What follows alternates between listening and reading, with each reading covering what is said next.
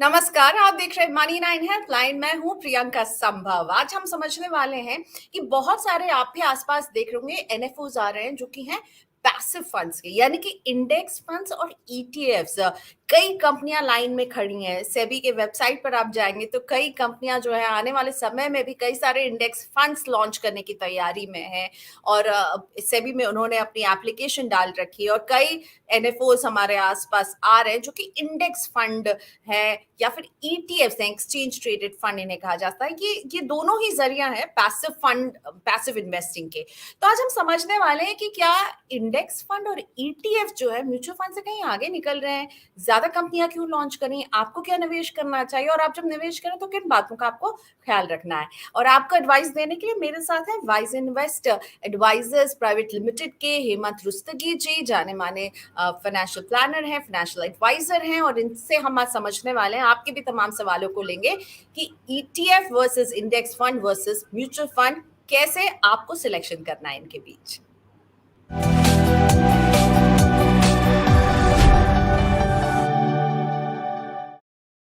Hello Hemant sir, thank you so much, आपने वक्त निकाला मनी 9 के लिए। अभी हम देख रहे हैं लाइन लगी हुई है, एक के बाद एक जो है इंडेक्स फंड्स बहुत सारे लॉन्च हो रहे हैं, ईटीएफ्स लॉन्च हो रहे हैं। और क्या आपको क्या लग रहा है कंपनियों को का इंटरेस्ट इतना ज्यादा ईटीएफ और इंडेक्स फंड में क्यों? क्या उन्हें वॉरेन बफेट को वो फॉलो करना चाहते हैं जो कहते हैं पैसिव इन्वेस्टिंग जो है वो आपको कम लागत में ज्यादा रिटर्न दिलवाती है? प्रियंका, उसके आई थिंक ब्रॉडली दो तीन कारण हैं। एक तो कारण ये कि अगर हम देखें कि सेबी ने जब स्कीम्स को कैटेगराइज और रैशनलाइज किया था तो उन्होंने कुछ कैटेगरीज बनाई थी, इक्विटी में, हाइब्रिड में, डेट के अंदर। और उन्होंने कहा था कि एक कैटेगरी में आप एक ही फंड अपना रख सकते हो, लेकिन कुछ एक ऐसी कैटेगरीज थी जैसे पैसिव फंड है, इंडेक्स फंड जो होते हैं, ईटीएफ जो होते हैं, क्योंकि बहुत सारे इंडाइसेस हैं जो जो अवेलेबल हैं। तो वही कुछ कैटेगरीज ऐसी हैं, उसमें large cap, mid cap, Nifty, next 50, बहुत सारे कैटेगरीज हैं जहाँ पे आप एक से ज्यादा फंड कर सकते हो। तो जाहिर सी बात है कि जब फंड मैनेजर को अपनी पूरी बास्केट कंप्लीट करनी होती है और कंपटीशन अगर वो उस तरह के फंड लॉन्च कर रहा है तो आप देखेंगे कि हर फंड कोशिश करेगा कि निफ्टी 50 भी हो, बीएससी 30 भी हो, राइट, उसमें मिड कैप भी हो, जितने तरह की भी इंडाइसेस, NV20 जो भी इंडाइसेस अवेलेबल है उसके अंदर वहाँ पे फंड हो। और जो नई जो ब्रीड है म्यूचुअल फंड्स की, जो नए फंड्स आ रहे हैं, उनका फोकस जो है वो पैसिव पे है। तो एक तो कारण ये है। दूसरा कारण ये है कि ग्लोबली हमने देखा कि पैसिव इन्वेस्टिंग जो है काफी पॉपुलर है, उसके अच्छे रिजल्ट्स भी हैं। तो हमारे देश में भी हमने देखा है कि पैसिव इन्वेस्टिंग का जो रोल है इन्वेस्टमेंट प्रोसेस में थोड़ा सा बढ़ रहा है।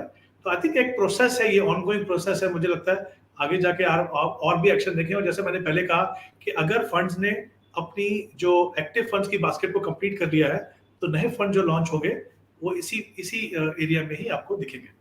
ऑब्वियसली, क्योंकि बहुत सारे हमने एनएफओ एक्टिव फंड्स के देखे हैं और सारे कैटेगरी में रिस्ट्रिक्शन है, जैसा कि हेमंत सर बता रहे हैं।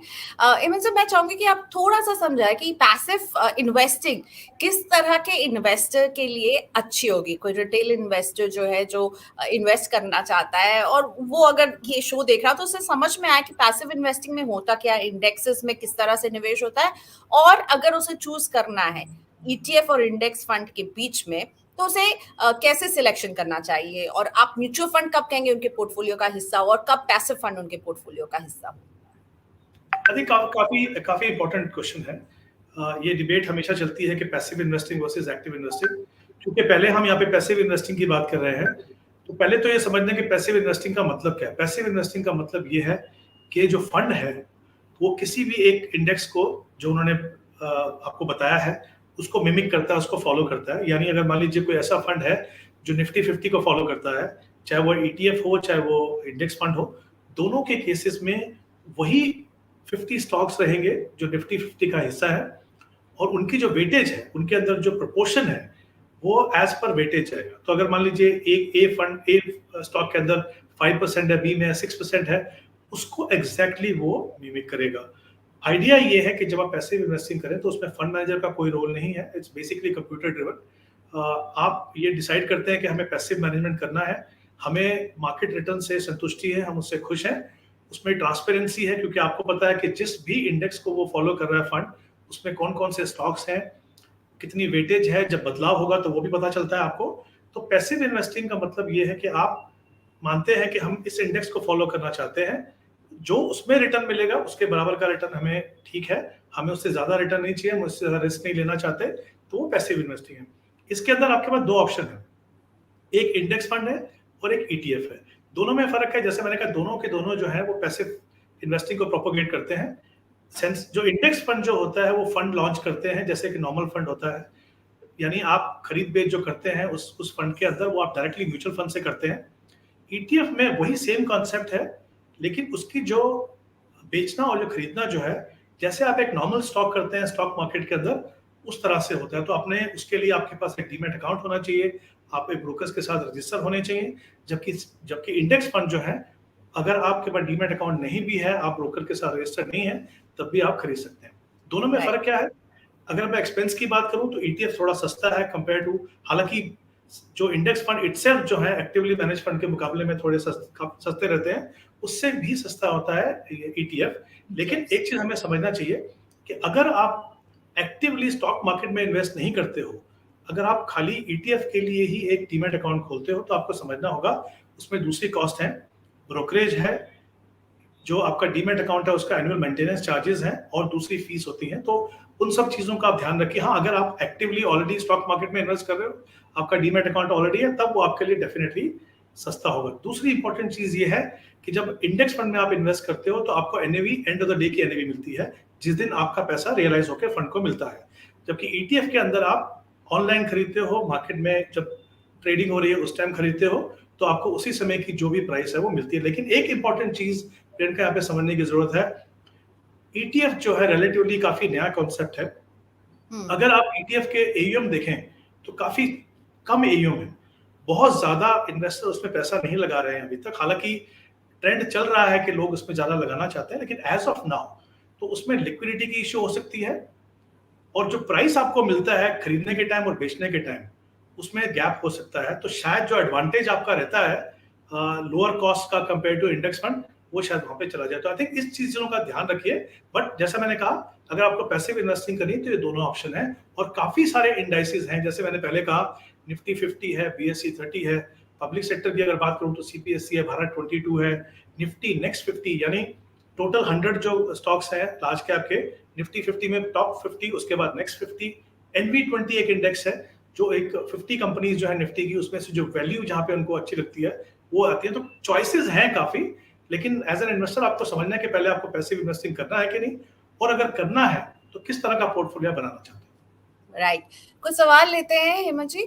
संजय कुमार भट्ट का सवाल लेते हैं, व्हाट्सएप पर आया था। संजय जी, माफी चाहूंगी सबसे पहले कि आपका सवाल आप बहुत बार भेज चुके हैं और हम नहीं ले पा रहे थे, पर आज फाइनली मेरी नजर गई और हमने लिया है।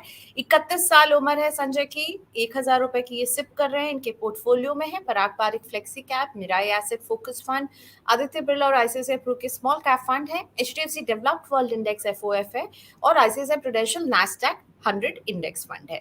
साथ में सुकन्या समृद्धि योजना में भी निवेश करते हैं। 1 करोड़ का लाइफ इंश्योरेंस कवर है, 15 साल तक की निवेश करते रहेंगे। 1 करोड़ का लक्ष्य है, ये हासिल करना चाहते हैं। क्या इन्हें कहीं और इन्वेस्ट करना चाहिए और क्या करना चाहिए? ये पोर्टफोलियो आपको ठीक लग रहा है? देखिए, एक तो उनकी स्ट्रैटेजी की अगर बात करूं तो अच्छी स्ट्रैटेजी है, 15 साल का समय है, कॉर्पस बनाना चाहते हैं, इक्विटी का एक इंपॉर्टेंट रोल आपके पोर्टफोलियो में होना चाहिए जो यहाँ पे है। लेकिन अगर मैं इनके पोर्टफोलियो के कंपोजिशन को एनालाइज करूं, थोड़ी सी प्रॉब्लम लगती है मुझे वहां पे। एक तो 2 स्मॉल कैप फंड्स हैं शायद उनके पास, और वो दो ऐसे फंड है जो इंटरनेशनल मार्केट में इन्वेस्ट करते हैं, और जो पराग पारिक का जो फ्लेक्सी कैप फंड है उसमें भी 35% जो है पैसा वो इंटरनेशनल मार्केट में जाता है। तो देखिए, हमेशा हर चीज प्रोपोर्शन में होनी चाहिए।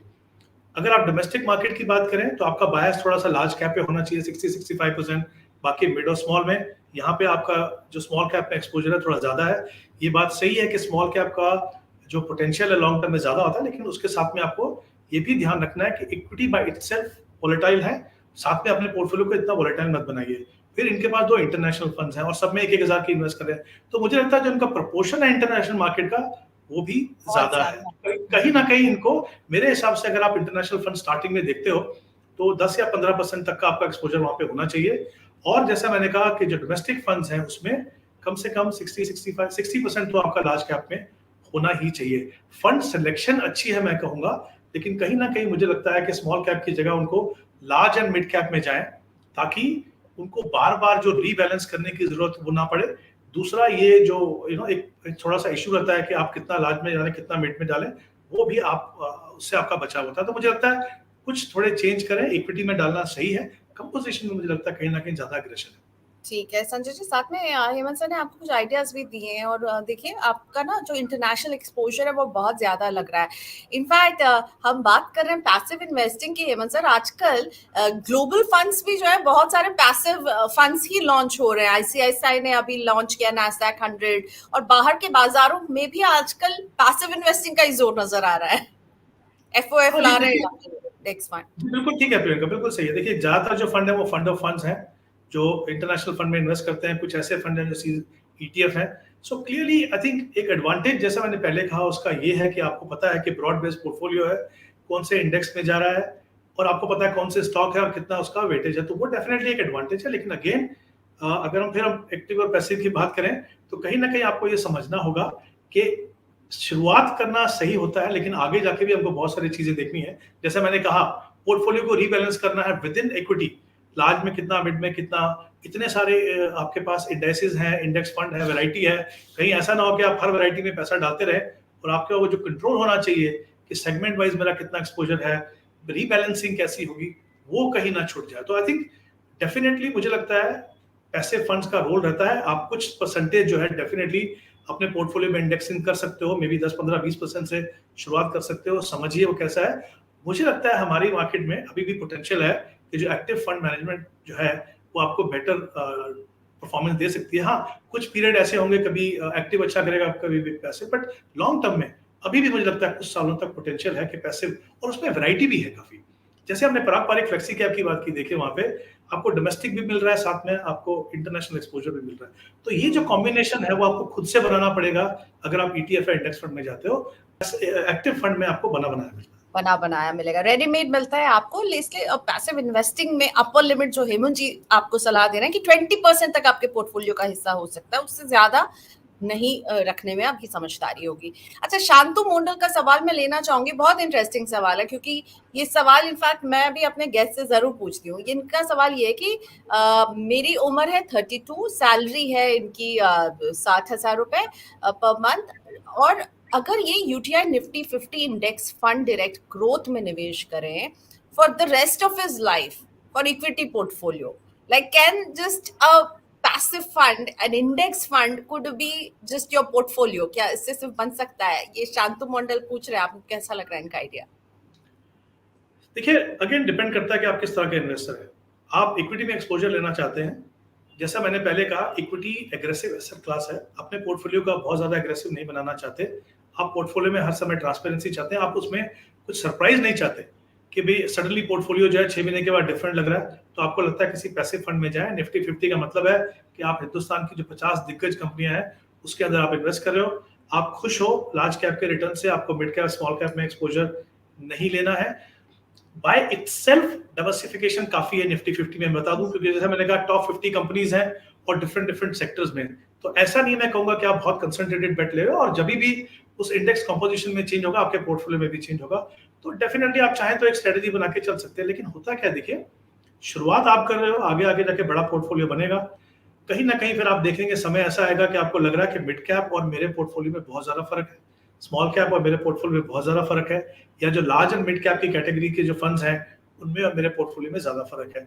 फिर कहीं ना कहीं वो आपको थोड़ा सा वो तकलीफ देना शुरू करता है कि मैंने उनको नहीं देखा। मुझे लगता है जब आप इक्विटी में आ ही रहे हो तो आपको जितने भी अपॉर्चुनिटीज हैं, स्पेशली डिफरेंट सेगमेंट वाइज, उसको जरूर देखना चाहिए। आप शुरुआत कीजिए, अगर आप चाहते हैं कि निफ्टी 50 से आप शुरुआत करें, बिल्कुल करिए। जैसे जैसे अपनी इन्वेस्टमेंट की रकम बढ़ाएं, तब डेफिनेटली, स्पेशली अगर आप एसआईपी से इन्वेस्ट कर रहे हो, तो आपके पास अपॉर्चुनिटीज होंगी कि आप डिफरेंट सेगमेंट में पैसा लगाइए। और जैसा मैंने कहा, बायस रख सकते हो लार्ज कैप पे, लेकिन मिड और स्मॉल का रोल जो है डेफिनेटली मुझे लगता है, और डिफरेंट फिलोसफीज हैं, वैल्यू फिलोसफी है, ग्रोथ एंड वैल्यू हो सकती है, बहुत सारी स्ट्रेटेजीज हैं जिनका आपको मतलब फायदा बहुत होता सारे है। ऑप्शन है, सबको आजमाइए, सिर्फ अपने आप को, आपके पोर्टफोलियो को भी एक अच्छा डाइवर्सिफिकेशन मिलेगा। सिर्फ एक आप इंडेक्स फंड से क्यों, उससे ही केवल अपने अपना दायरा कॉन्सेंट्रेट जो है आप कर लेंगे। आई तो थिंक प्रियंका, इंपॉर्टेंट चीज ये है प्रियंका कि आप डिसाइड कर लीजिए कि आपको कितना एलोकेशन डिफरेंट सेगमेंट में चाहिए, उसके अंदर जाइए। वैरायटी तो बहुत सारी है, ऐसा नहीं है कि सब चीज आपको सूट करेगी। आपको हाँ, अपनी लिमिटेशन के अंदर करना है, अपने जो एलोकेशन है उसके हिसाब से चलना है। राइट, ठीक है। कुमार का सवाल लेती हूँ। एक्टिव फंड्स इनके पास है Axis small cap, Axis mid cap और Parag Parikh flexi cap, Mirae emerging blue chip. और पैसिव फंड में इनके पास है Motilal Oswal S&P 500, UTI next 50, UTI Nifty 50 and Invesco contra fund. Do I require any change? तो आई थिंक ब्रॉडली, क्योंकि जैसा इन्होंने कहा कि 2 इंडेक्स फंड है इनके पास, तो वहाँ लार्ज कैप भी हो जाता है, निफ्टी नेक्स्ट 50 भी जो है, तो डेफिनेटली इसका मतलब टॉप 100 कंपनीज की बात करें वो आपके पोर्टफोलियो में कवर होते हैं। इंटरनेशनल एक्सपोजर भी है, S&P 500 अगेन एक वेल डाइवर्सिफाइड इंडेक्स है। तो I think overall as a composition बिल्कुल सही है। इन्होंने बताया कितना अमाउंट डाल रहे हैं प्रियंका इसमें? अमाउंट इन्होंने नहीं बताया हमें। तो सिर्फ यही चीज देखना है कि कहीं ऐसा ना हो कि अमाउंट जो आपका कम हो और बहुत ज्यादा ओवर डाइवर्सिफिकेशन पोर्टफोलियो में ना हो, उस चीज का ध्यान रखें। बट आई थिंक ओवरऑल जो मिक्स होना चाहिए आपका डिफरेंट सेगमेंट्स का, वो सही है और फंड सिलेक्शन भी अच्छी है। ठीक है सुकुमार, आपका फंड सिलेक्शन अच्छा लग रहा है। अगर आप कुछ और सवाल पूछना चाहते हैं तो जरूर कमेंट बॉक्स में लिखिए। त्रिदेव जी का सवाल लेती हूँ। Tridev mathematics, okay. ICICI Prudential Global Advantage Fund versus Motilal Oswal S&P 500, which is best according to you? Again जैसा मैंने कहा, दोनों के दोनों इंटरनेशनल फंड्स हैं। एक आप कह सकते हैं कि इंडेक्स फंड है, एक थोड़ा थीमेटिक फंड या एक एक्टिव मैनेज फंड है। तो अगेन आप देखिए कि कितना एक्सपोजर आप करना चाहते हो, किस तरह का पोर्टफोलियो आप बनाना चाहते हो। दोनों के अपने इन्वेस्टिंग करने के प्रोज एंड कॉन्स है। बट अगर आपको दोनों में से अगर एक लेना है, मान लीजिए एक ही चूज करना है, तो फिर मुझे लगता है कि जो जो एडवांटेज फंड जो है इंटरनेशनल ICICI है, वो थोड़ा बेटर ऑप्शन रह सकता है। ठीक है। सुब्रत चौधरी का सवाल है, एक्सिस निफ्टी 100 इंडेक्स फंड है इनके पास, 2000 रुपए इसमें डालते हैं। एक्सिस मिड कैप फंड है, 2000 रुपए डालते हैं। SBI स्मॉल कैप में 2000, Mirae asset emerging blue chip में 2500, पराग पारिक में 2500। मोतीलाल ओसवाल में मोतीलाल ओसवाल का S&P 500 इंडेक्स फंड है, 1000 रुपए डालते हैं। तो एक रिव्यू चाह रहे हैं, इन्वेस्टमेंट होराइजन जो है 15 से 20 साल का है। आई थिंक अगर देखिए यहाँ पे क्लियरली फंड्स अच्छे हैं ओवरऑल। मैं कहूँगा फिर से पॉइंट ऑफ व्यू हमें ये देखना है कि हमारा जो प्रोपोर्शन है लार्ज और मिड में, वो प्रोपोर्शनेट होना चाहिए। आप किस तरह के इन्वेस्टर हैं, कितना रिस्क अपने पोर्टफोलियो में लेना चाहते हैं, वो देखिए। इंटरनेशनल एक्सपोजर भी है, तो आई थिंक ओवरऑल मिक्स अच्छा है, वो फंड भी अच्छे हैं। सिर्फ एक चीज का ध्यान रखिए कि जैसे उन्होंने कहा 2000-2500 कुछ सारे फंड में डाल रहे हैं, तो एक तो ये ना हो कि बहुत ज्यादा फंड हो जाए पोर्टफोलियो में, और दूसरा जो एक्सपोजर है किसी सेगमेंट में, स्पेशली जो एग्रेसिव है, उसमें ज्यादा ना हो। ठीक है। गुरमीत बोल रहे हैं एक्सिस ब्लू चिप में निवेश है, HDFC सेंसेक्स में है, Parag Parikh flexi cap, Nippon India index fund और Motilal Oswal S&P 500। Nippon India index Nifty 250, okay, और मोतीलाल ओसवाल S&P 500 और PPF में भी ये पैसे डालते हैं। तो गुरमीत पूछ रहे हैं रिव्यू अगर आप कर सकें इनका पोर्टफोलियो। जी बिल्कुल। अगेन इसको भी अगर आप ध्यान से देखें तो देखिए इंटरनेशनल एक्सपोजर जो है वो ज्यादा है प्रोपोर्शनेटली मेरे हिसाब से। होता क्या है कि देखिए जब हम देखते हैं कि पिछले 1-1.5 साल में इंटरनेशनल मार्केट में अच्छा परफॉर्मेंस हुआ, तो हम प्रॉब्लम क्या है एज एन इन्वेस्टर, हम शॉर्ट टर्म जो परफॉर्मेंस है उसको चेज करते हैं। तो अगर हमें लगता है किसी मिड कैप फंड ने अच्छा किया तो वहां चले जाते हैं, या फिर इंटरनेशनल मार्केट ने अच्छा किया तो वहां चले जाते हैं। मेरे लिए इंपॉर्टेंट हमेशा ये है, मैं हमेशा एडवाइस करता हूँ कि आपका जो सब चीज है सही प्रोपोर्शन में होना चाहिए। डाइवर्सिफिकेशन पॉइंट ऑफ व्यू से it's a great idea to invest in international funds, क्योंकि आपको ज्योग्राफिकल डेफिनेशन जो डाइवर्सिफिकेशन मिलती है, प्लस जिस तरह की कंपनी आपको वहां मिलती है वो हमारे देश में शायद ना मिले आपको। तो एक डाइवर्सिफिकेशन पॉइंट ऑफ व्यू से अच्छा है, लेकिन ओवर एक्सपोजर से बचे। ऐसा नहीं है क्योंकि एक समय पे इंटरनेशनल फंड अच्छे कर रहे हैं तो बहुत ज्यादा पैसा आपने वहां पे लगा दिया। समझ के रखिए कि डिफरेंट फेजेस आएंगे। ओके, डोमेस्टिक और इंटरनेशनल के बीच में सही प्रोपोर्शन रखिए, और डोमेस्टिक में भी जैसा मैंने कहा एक वेल बैलेंस पोर्टफोलियो बनाइए। तो उस चीज का हमेशा पोर्टफोलियो बनाने का टाइम ध्यान रखिए। आशीष पटेल का सवाल है, hi Hemant sir, I do SIP in Mirae asset large cap fund 10,000 SIP in last 2 years, but recently I stopped 5,000 SIP and this amount I want to start a new SIP in UTI Nifty Index Fund. Is this the right decision? नीचे add किया आशीष ने कि वो actually में एक passive fund में investment करना चाहते हैं, तो अब क्या ये सही डिसीजन होगा कि UTI निफ्टी इंडेक्स फंड या कोई और फंड आप इन्हें सजेस्ट करना चाहेंगे? देखिए अगेन प्रोपोर्शनेटली अगर मैं बात करूं, उन्होंने कहा 10,000 का उनका एक एसआईपी चल रहा है मेरे लार्ज कैप में जो एक्टिवली मैनेज फंड है, 5,000 वो एक इंडेक्स फंड में करना चाहते हैं।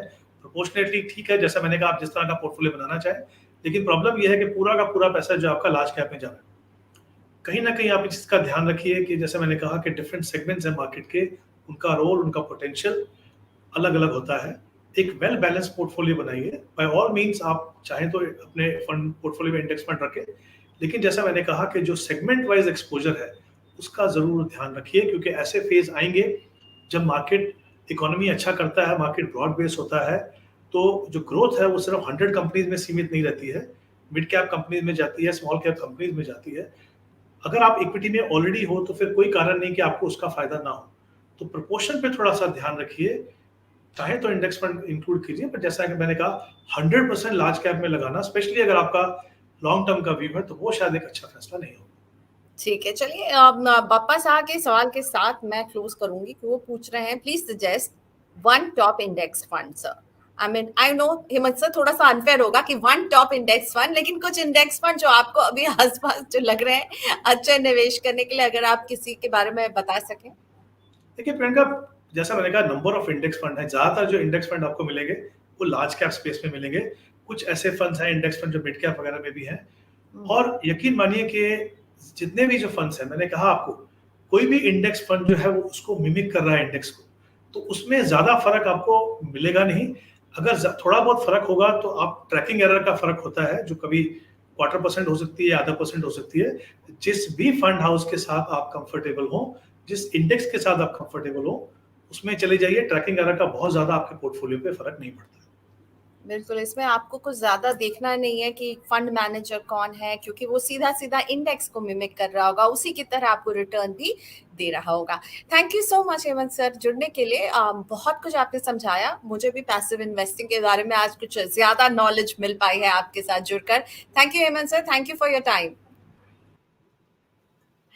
चलिए, सो हेमंत सर को हम कह रहे हैं बाय, और आप लोगों को भी बाय। थैंक यू जुड़ने के लिए, और आज के लिए हम यही इजाजत लेते हैं। मनी 9 देखते रहिए, मनी 9 के यूट्यूब चैनल को सब्सक्राइब करना ना भूलें, बेल आइकॉन को क्लिक करें ताकि इस तरह के वीडियोस आपसे कभी मिस ना हो। आज के लिए इतना ही, नमस्कार।